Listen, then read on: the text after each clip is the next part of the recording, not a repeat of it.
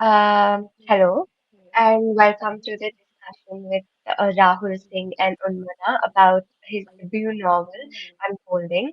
I'm Duty from Champaca. We are an independent bookstore based in Bangalore with stores in Indranagar and Vasanagar. We curate our shelves with care and think of the bookstore as a place of reading, conversation, and discovery. A little bit about the book. Unfolding is a work of domestic literary fiction that brings together the lives of a queer couple navigating intimacy and openness and a working class Muslim woman rethinking her marriage after witnessing an unexpected moment of tenderness. Moving beyond coming out narratives or trauma, it expertly explores how love, family, and home are negotiated across class, faith, and desire, revealing the quiet parallels between vastly different lives. Let me introduce our speakers. Rahul Singh is an academic and a writer based in Kolkata. He works on cities, their infrastructure, planning, and governance. Besides this, he reads and writes about books for leading Indian cities. His short stories have been published in various literary magazines and journals, including Sahitya Academy's Indian Literature, Fog Lifter, and the Economic and Political Weekly. Rahul is presently an assistant professor in sociology at St. Xavier's College, Kolkata. Unfolding is his debut novel. Unmana's novel Chikama Private Limited is, according to Scroll, a cozy Bangalore mystery with a realistic portrayal of queer lives. Unmana's short stories have been nominated for the Best of the Net and shortlisted for the Deoda Prize. They live in Mumbai with their husband. Now I'd like to ask Unmana to take forward today's conversation. Thank you. Thank you, Jyoti. And thanks for joining us here, Rahul. First of all, Thank you. congratulations on your debut novel. Thank you. Out very freshly, right? Like last month. How are you feeling? How has In it been so January. far? January. Yeah. Uh, it has been nice. I would say. I mean, yeah, it's been very overwhelming as well to be, out in the public in that way about your writing. I think it always is. There's because one thing we write to a, it's a very personal connection, and then when you let it out in the public, the relationship with the text also changes in some ways. So it's been nice. It's been good to be out in the public about it. But yeah, I'm looking forward to what more it has, because most of my events that I have done related to books as well has been online. I have just done one event which I have gone and spoken about the book. But yeah, I'm looking forward to what more, where the book takes me. Yeah. All right. I want to come back to that. I want to ask you how talking to people about your book has changed your relationship with it, if I'm understanding correctly. But first, maybe we start with something more basic and the beginning of the book, especially. I wanted to ask. We open with one of your main characters, Ralph, who's grieving his mother, and it felt like a very conscious choice to foreground grief in the novel, um, and I felt like you were also saying something about relationship between grief and love. You refer to Ojas as the man who replaced grief with his love for Ralph. So tell us about this choice and why you felt that grounded the novel. Wow, thank you for the question. Nobody has asked me that. I like the question. But yeah, I think quite early on, when I first started writing this book, I knew that this is how the novel should begin with. We should see this boy, this man rather, who is grieving, and then and and how his entire life that we will now set out to follow is very much impacted by this moment of grief, this loss that he's dealing with. And this loss is a very fresh loss. It's that its mother is not, it's not been too many years that his mother has passed. So, and because Ralph's character by and by develops right on the basis of this, because he becomes into this very reactionary person, constantly very at a very little thing throwing this big tantrum and all of that. So quite early on, I wanted to foreground the reader as to the character that he's, rather than seeing him as someone who's just nagging and who's just throwing tantrums around. I wanted them to first be cohered into his life, into what other aspects could possibly lead to the kind of reaction formation that he engages in quite later into the text.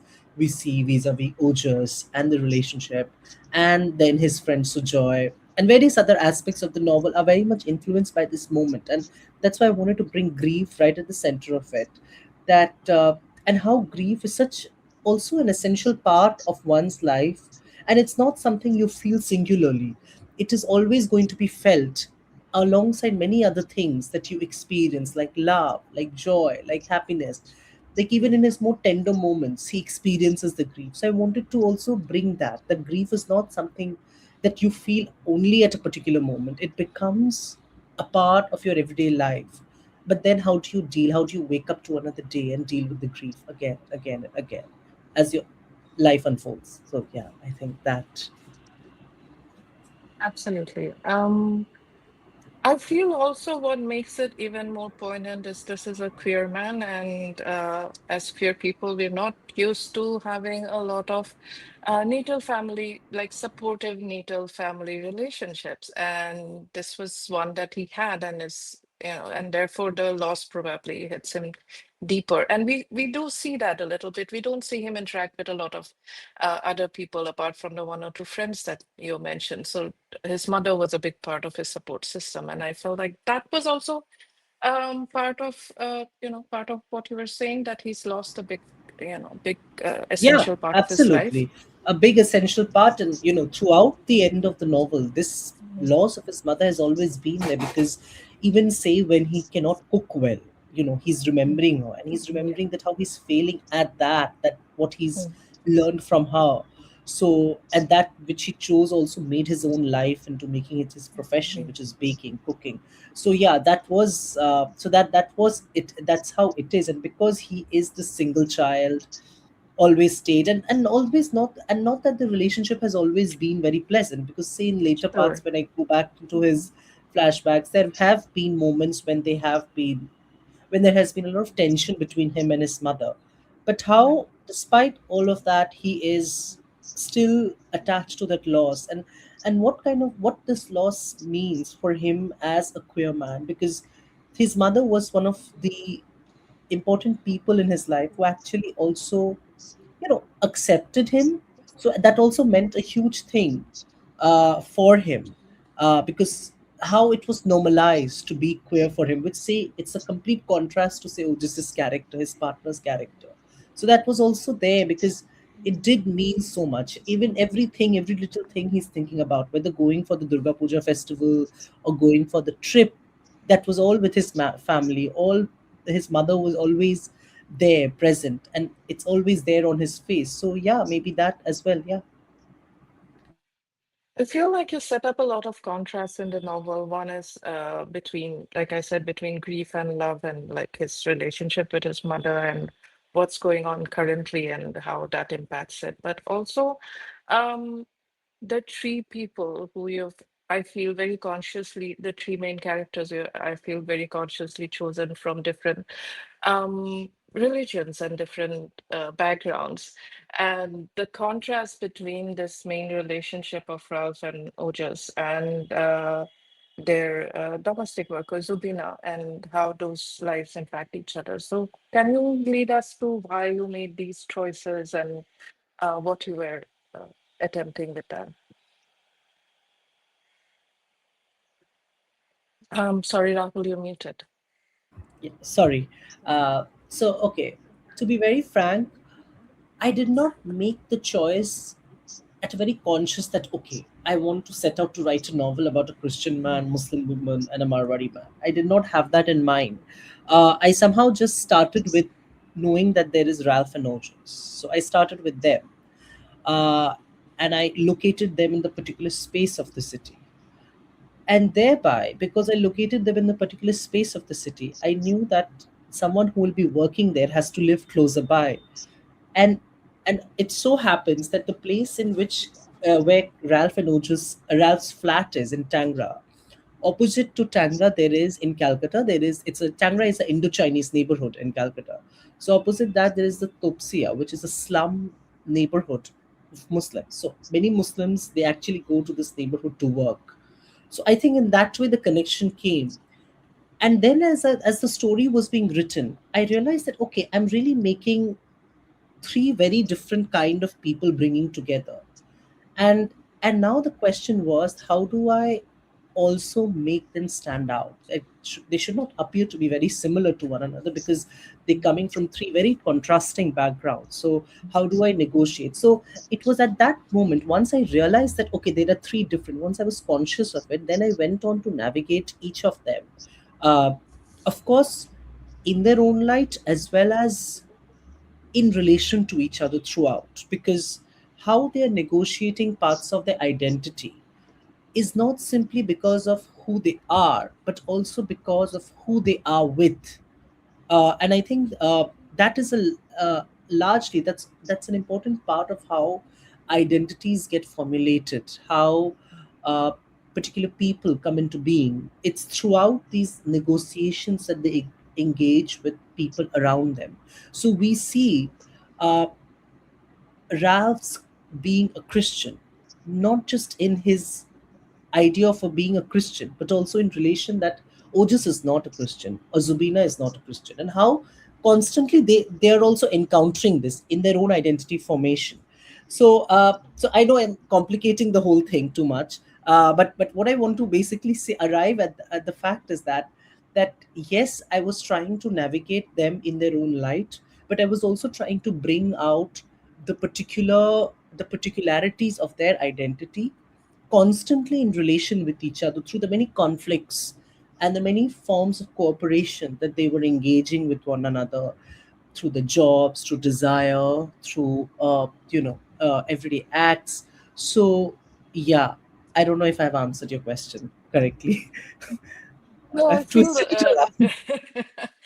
no, what you said is very interesting, and I feel like what you're saying perhaps is that um, our identities, which we tend to think of as innate and established and um, non-changing, right? Like as constant, are actually formed in interaction with other people, in opposition to other people sometimes. Is that what you're saying? Am I interpreting that Yes, correctly? yes, absolutely. Yeah, that's what exactly what I'm saying.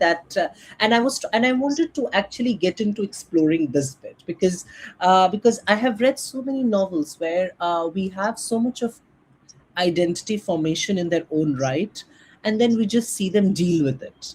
But I wanted to also investigate, and because of my also maybe my training in the discipline sociology, as to how an identity formation takes place, what are the structures and the minute events of the everyday life, and especially in the domestic space, how an identity is constantly being made, because these identities are so-called public identities, but how within the private space we are looking at these identity formations, especially through food.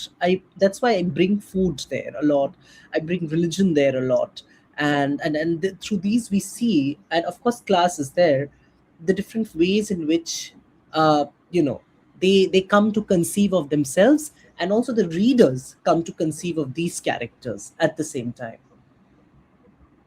Right. I have two very different questions in response to that. The first is, since you mentioned your work in sociology and how the location of um, Ralph's flat basically dictated some of your choices in the novel. So, how does your work on cities, your work as a sociologist, did that influence your novel, and in what ways? And did you consciously do any research, which is apart from the research of just living in the city and observing? Did you consciously do any? Did you have a research process for this novel?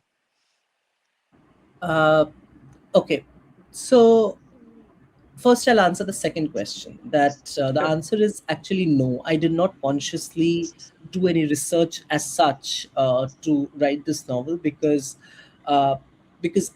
I started writing this novel in 2020. That was long before my uh, my research potential had developed, I would say, because the research potential started developing as I went on for my masters, and now I'm doing my PhD. So that has grown uh, much after, since I started to write the novel. But of course, a lot of my experiences in the city have gone into, have fed into, in some way or the other, into the book. Not that I have taken things and just put them into the novel, and that's, in that way I've not done that. But I'm sure a lot of what how I have experienced the city, seen the city, have been abstracted, and I have been trying to deal with it in this novel. So no, I did not consciously do any research, uh, but it just that my experiences in the city, my observation, and because maybe while doing my field work and all of that for my dissertations and degrees, maybe that would have in some way impacted this. Now, coming to the first question that you asked about how did the discipline and my research expertise, if that influenced, uh, I will not say no. Of course, it did to some extent, because even it did how I even read fiction. Because I realized that the way I started to read fiction also changed because of my grounding in a discipline like sociology. Because fiction is also about humans. Sociology also, we study humans mostly. We study how the social space is made. So of course, I was able to now understand various ways in which a book is dealing with with thematic frameworks, and especially with understanding placing the character. That is why I have a kind of a, and this is something that I have a complete you know uh, people say it's becoming like a more like a Puritan, but I have a distaste when people try to write a novel placed in an unknown city, unknown place, and with characters who have nothing about them other than them being man or woman. I think that that kind of novel now irritates me a little bit, because I want a bit of realism in the fiction. I want to see them grounded in particular social spaces and how they're navigating it. And of course, that could also mean that I expect something real from fiction. That's why I want it. Whereas fiction can be about simply imagination. But yeah, so my discipline training has also made me aware of, when I write fiction which is not real, how can I still engage with uh, very real, concrete circumstances, concrete institutions and structure, and try to thereby bring them and represent them. And of course, this is largely influenced because of my research interest in cities as space, and the spatiality, and that's why that has fed a lot into, say, my writing. So yeah, it has, in a way. Yeah, I think this relates also to what you were saying earlier about identities being constantly formed, because what culture we are part of, what kind of infrastructure we are brought up in, and who our neighbors are, all of those things have a great influence on how we live our absolutely. lives. Yeah. Yeah, Yeah. absolutely. So, connecting that to what you said about Ralph at the beginning, about him, I think the phrase you used was throwing tantrums. I would phrase that as he's a very, very insecure person. And probably his grief has something to do with it, but I don't think this is a spoiler to say that this one of the big conflicts in the relationship is that his partner wants an open relationship and he does not. And between that and Zubina, there's a lot of sort of squeamishness about sex that you're addressing in the novel. So I was curious about what made you want to tackle that? What made you want to make those like sort of the primary drivers for the plot? Yeah. So yeah, I think you're right. He is a deeply insecure person. That is a very astute observation, and that is the truth, that Ralph is that way. And now, coming to the sex bit, it was. I think it was right from the beginning. I knew that what I wanted to capture among Ralph and Ojas was them dealing with this open relationship, which isn't going very happily. Uh, and and thereby sex became such a very important plot within the novel itself, because here is here and then there is Zubina as well, looking at them and wondering about their sexuality. And I think it's so. Uh, I think it was a very strange decision, maybe I took, but also I felt it was a very important decision because I think we need to foreground sex in the uh, at the start of a lot of our choices that we make in our lives. We don't give it that kind of importance because our understandings of morality, that sex and everything should be couched in the private. It's a part of something that is behind closed doors, not discussed. But here you have the court, the states making decisions what goes on behind doors. So I wanted to explore this space, and that is why a lot of the novel also you will see occurs within the domestic space that is taking place, whether it's for Ralph and Ojas, whether it's for Zubina as well. And that's why, for me, it was I wanted to capture the moments of intimacy. I wanted to capture the moments of love because also here is where I was also thinking about queer novels that were being written in India at the time when I started to write, because I was realizing I'm not reading enough queer novels where which is going beyond things like coming out, or the husband marrying the man marrying a woman and being a gay man.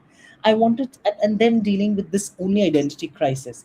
I wanted to investigate what are the complications beyond that. Of course, that is an important part, I'm not denying that, but what are the complications beyond that? And I wanted to capture the territory of desire, because you see there's a largely popular narrative among gay men and their desires being very inconsistent and being hypersexual. And there is an entire narrative that runs among the queer community regarding particularly desire and intimacy among gay men. And I wanted to foreground that, but in a very different note. And I wanted to capture the novel dynamics that we see taking place within intimate relationships. And it is, I think, in that context that this became very important, and I wanted to get further ahead into that, and also see Zubina how she is trying to think about it, because you see, for her the conversation around sex becomes a very strange topic, whereas among them it's a topic that is open for discussion, but she doesn't have the words, the diction to actually think about it. And yet I wanted to show how she is thinking about it, because there's this larger narrative that basically all working class women do are they think about money and they think about the children. It's I wanted to get over that. I wanted to say that this is a woman who's actually curious about what's going on in other people's life. She has extreme curiosity and she thinks. She's not someone who lies idle. She's capable of thought, and I wanted to see what she's doing with the thought. How far is she going to pursue that thought? And I try to bring it out in many different forms, in many different ways. How she's dealing with their intimacy and thinking about her own intimacy with her husband in that. And I also wanted to, and this was a very conscious choice I did, I wanted to turn the narrative, because you see, queer people all have grown up looking at heterosexual people's idea of relationship and intimacy. I wanted to twist the narrative and show how this woman is actually looking at these two men and rethinking her own intimacy with her husband, but in a very subtle, in an offhand manner, such that it was not blatant to many people, until they at the end they realize, or when they're told that, look, here the narrative was a bit twisted, in the sense that we didn't see Ralph and Ojas aspire towards the heterosexual, but here we are looking at how a woman with her husband, and she's thinking about love with her husband by looking at two men. So I just wanted to also, that was a very conscious decision. I wanted to do that. I wanted to just stick it in somewhere. Yeah. Right. I feel like there's a rich, maybe somewhat recent tradition of women reading or watching gay media, and that informing their lives in some way, perhaps. But I feel like sex is very rich for exploration if you're looking at culture, if you're looking at people, characters, because it's policed so heavily in our society that it actually indirectly affects a lot of our lives, even if it's not. if you're not, even if you're not talking about sex itself, it informs a lot of our other choices, right? So I feel like that was a very interesting, entryway into the conflicts of the novel. Um, Yeah, thank you. you've also, I think, more than once mentioned, or Ralph himself mentioned, that he's apolitical. And I felt that was interesting to bring up, especially in the light of everything we've been talking about. That it felt like that partly stemmed from, not to put words in your mouth, but it felt like that stemmed from maybe his own insecurity. But I felt like you were also hinting at how this is a perhaps self-defeating kind of stance. So would you like to elaborate on where you were going with that?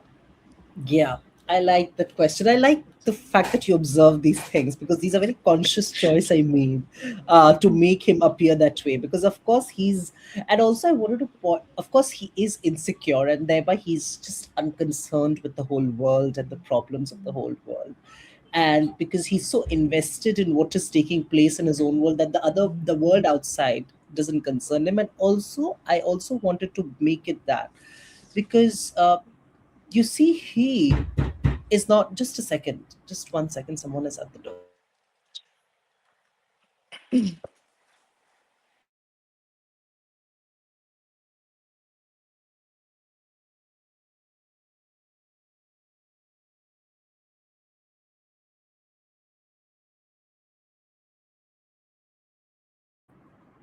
Hi, sorry, I Yeah. just No. someone was at the, yeah. So coming back, so that was a very conscious choice that I made by making him say things like that and making him like that because you see, unlike Sujoy, Ralph is not someone who reads. Neither is he someone who has been particularly interested within that, and I've tried to show that throughout because he also becomes such a contrast to someone like Sujoy. Ralph has lived in this very cocooned space, very privileged space. So this idea of being apolitical also comes from a place of privilege, both for Ralph and Ojas. And I also wanted to mention that because that is the reality of many gay men, because many gay men have always been brought up in privilege, and when they're brought up they feel no necessity of the fact that of being political and thinking about the world beyond them is necessary at all. They become so circumscribed in their own space. So because there's a larger narrative that, okay, because you're queer, so you are, you know, anti-state, anti-this, pro this, that, and all of that. But that doesn't happen because many of them are not even aware about the queer politics itself. And such a character sometimes can be Ralph, who is of course aware of his own tensions in life, and he's very much grounded in those tensions. But at the same time, for him, the idea is the outside world is somehow not that of a concern. And however, he says at one point to Ojas that, when they're talking about the internet shutdown in Kashmir that takes place, and he says you don't need to know about it. So it's these moments I'm also trying to bring in how the outside world is unfolding, but these two men have so much tension going between themselves that the outside world somehow pales in comparison for them. And I think that is what happens many times in many relations, that how, because when tensions are so frigid within your intimate world, the outside world, really what is happening, you stop thinking about it, you stop concerning yourself with it.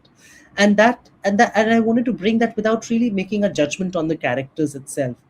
I wanted to show how it is, what the reality is, without necessarily saying that, okay, Ralph is a terrible person because he's not this way, or Rogers is terrible because he's not aware, he doesn't care about it. So I think that, yeah. Yeah, I think personally, I read this book just before the trans bill amendment came up, so it felt like a particularly poignant moment at a time when we want more solidarity within the queer Yeah, community to absolutely. also be reminded of the fact that it's not as smooth or as cohesive as you would like it to be. Yeah, and many gay men are extremely transphobic, right? It's they have extreme transphobia because among the gay men, the entire diction about anti-fem Yeah. and this all of this that goes on. Mm. It's extremely problematic, and that's something also I think the queer community needs to point out that it's not a very whitewashed space where everyone is Mm. politically motivated and are ready to fight for what is right. There are many internal contradictions that go on between gay men and it's queer men, especially because, again, even within the queer politics, because of patriarchy, men do have a way to get away with it. And the idea of masculinity always triumphs over femininity or idea of femme or a trans woman. So, yeah, Yeah, I feel like perhaps some of that transphobia is also grounded in misogyny, as women and feminine people being seen as absolutely, lesser. So, absolutely. yeah.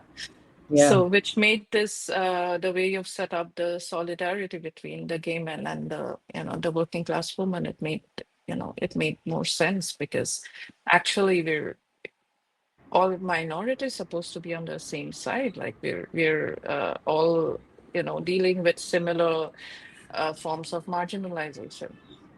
Yeah, yeah, absolutely. Um, so I also wanted to ask you about the cover because it's stunning and how collaborative was the process of creating the cover? Uh, okay, so I'm very grateful to Veer Mishra for this brilliant cover. Uh, it was very so the thing with the cover began so I don't know about the others, but so generally the cover thing begins right at the beginning of when the editor takes up the manuscript. That's the first thing my editor asked me, that we need to decide about the cover, what we're going to do. So earlier we had decided on a very black and white scheme because generally you were looking at any gay book, queer book, it was all black and white, and there was like a silhouette of a man or a face or something like that. And we thought about that first. So we had a lot of covers we took from India, from outside, and we pitched it to the cover designer, and we said that we want something that is very poignant, something very calming, and not something that's flashy and on the face, because of the way the novel is and the way the title is as well. And the cover was pitched, but there was a change in the cover designer. The cover designer before was replaced, and Veer then came up, the who is the cover designer. So he then came up, and earlier we had thought we'll have photographs. So, however, the and I was all right with it. I was waiting to what they would show. Uh, However, the photographs didn't work well. So we then decided, because we does great illustration, so he illustrated, and there were a couple of covers he sent me.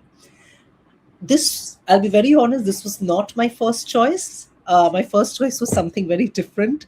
But that cover, the problem was that it started, my agent and I were talking about it, and it seemed like it was like an Alice Osman novel, graphic novel, rather than this, a Right. literary fiction. So we moved to this because even the agent agreed this is great. So I also persuaded myself, okay, this is great, and slowly the cover really grew on me. And then we dealt with the fonting, where to place the font, where to do that. But yeah, that's how the cover came. But the thing with this is, throughout the publishing process, you it seems when the book is out, everything is about the author, because at the end of the day, my name is here, and I become the representative of the book. But throughout the publishing process, I realize that so many decisions are not taken by the author itself, right? It's so many decisions rest on the sales team, the marketing team, this team, and the editor, the agent. So even this cover, now that I think about it, it's so much. It was not even my first choice. And it's strange to admit that now, when the book is released and everyone loves the cover, and I love the cover too. But I also realized what kind of a process the entire publishing process was, Mm. because so many things had to be kept in mind. And yeah, that's how the cover came about. Of course, I was a bit. I was thinking that the problem with the cover is it's trying to market the book as a queer novel, but say when a person tries to read it, they'll realize, okay, why are we reading about this Muslim woman? What's the point of her? There's chapters dedicated literally to her, and you realize that this novel is not just about Ralph and Ojas, it's also about her. So I was a bit concerned about that, but they said, you just wait, let it be. That's how they have thought about it. And I said, all right, we'll see. I mean, good people will go in for Ralph and Nojas, and maybe they will like Zubina. They will come up with Zubina, liking Zubina too. So yeah, that I think that was the larger process of the cover choice, the cover design, and yeah, I did realize how many complicated things are involved in making choice of the cover. Yeah. That's a good segue to also talking about what I asked at the beginning. How has the process of the book coming out changed your relationship with the book or revealed anything surprising that you hadn't thought about? So, you see, when I was writing the book, and the entire moment when the book was just mine, it was mine. It's that I am in, like, of course, I'm not in full control of them, but they still belong to me. But I remember when I sent the last round of edits for the final proof to be printed, I started realizing that the book is now leaving me. It's going away from me. It's going to get printed. There's going to It's be like terrifying, isn't it? copies. Yeah. So I was very terrified. I was actually terrified in the first instance also when I was submitting it to the agents, the editors, because I was like, this is my imagination. Now they will tamper with it, comment on it. So that was first terrifying moment. But that I got Yeah. over because it was such a long process. I submitted to Kanishka in 2023. For 1.5 years, we just worked on the novel, and then in 2024 end he pitched the novel. 2025 it got taken up by HarperCollins, and then the entire year we worked to bring this out. So that that got that waned after a moment, but then this terrifying moment that this novel no more belongs to me. It will now belong to the reader and how the reader will engage. And I was so terrified because I was thinking, oh my god, people will dislike the book too. And then I was telling myself, I have to be ready for that because I have also read books. I am a reader. I write about books. So there are books that work for me, but they mean so much to that writer who writes that. And that's what's happened. When I started writing, my relationship to reading books has also changed because now I actually read the novel. I look at that, I imagine that author actually sitting thinking about the sentence and then writing it. So these things have happened. But after the novel was out, I realized that it's all right. Now they are in Delhi. Now they're traveling all across India. I'm not traveling. They are traveling. And I can only wish them well.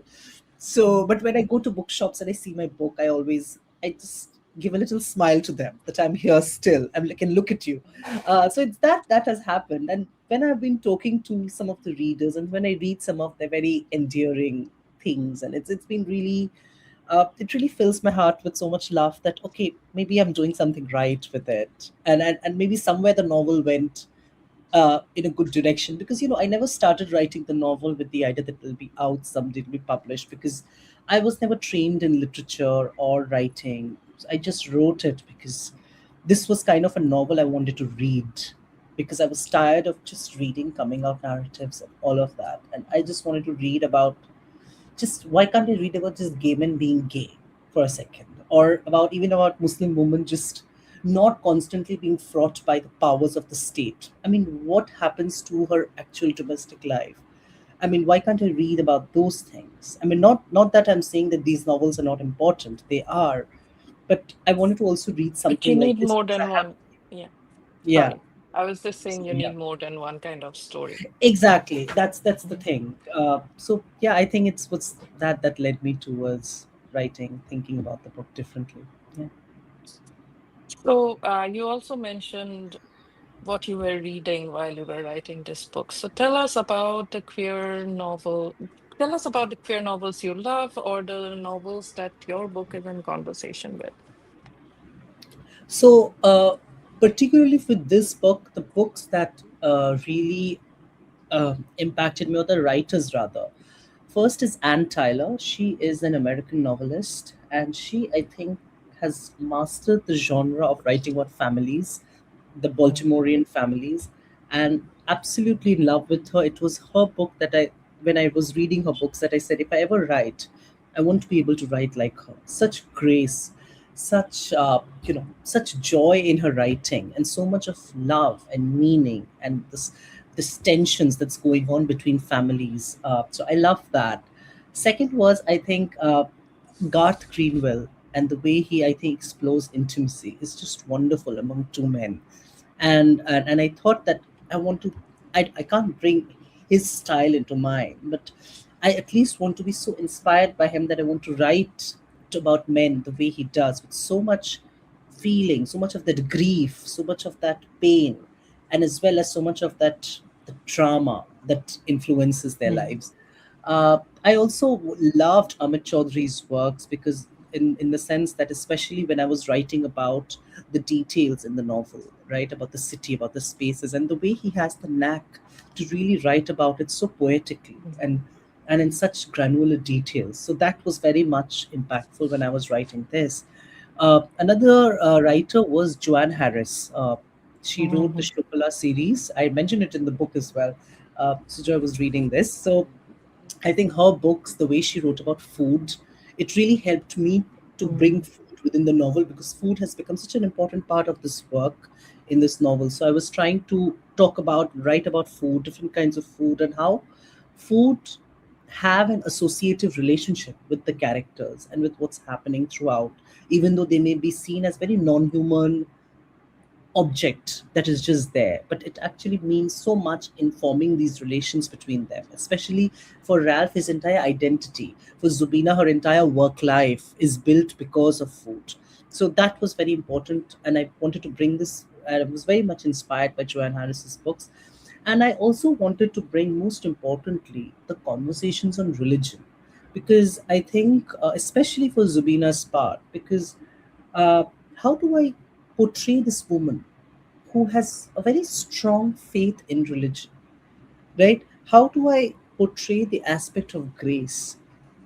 Because here is a woman who really believes it. Her family believes in it, and there is that aspect. And how do I bring that without letting my views, my judgments on religion come into being?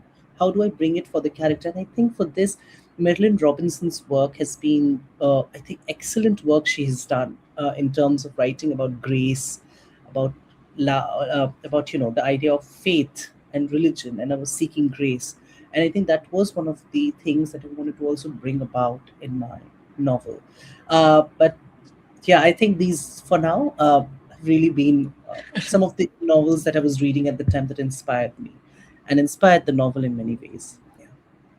Thank you. I love all the writers you have named, so Thank you. that's neat. Like, um, so before we end, is there anything you want to talk about that I haven't asked you?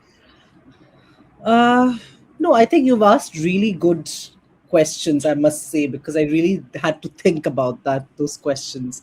And I'm sure I stumbled a lot in between many, but I hope I answered them. And I went in too many directions as well, I know, because maybe I was just thinking about the question more and more. So I'm very thankful for your questions. And I'm also looking forward to reading your book.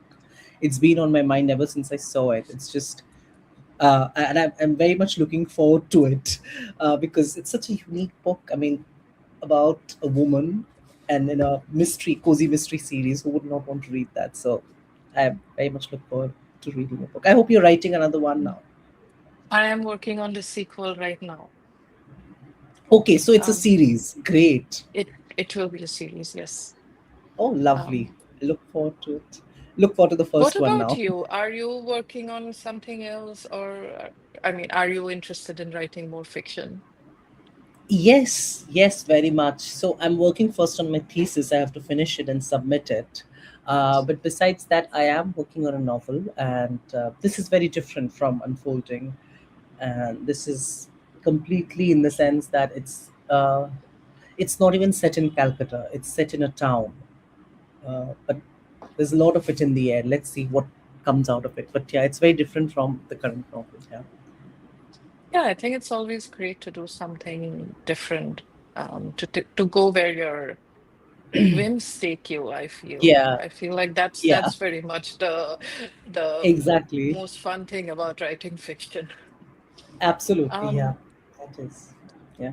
Thank you. This has been a great conversation. Duty, do you want to come back and sign us out? Or should I just end here? Hi. Hi. Yeah. So thank you so much, Rahul and Unmana, for this lovely conversation. We're so grateful for this collaboration with both of you. And if anybody would like to get a copy of The Unfolding or Chikamatos, you'll find the link in the description below, and we ship across India. Um, yeah, lovely. Uh, Thank you.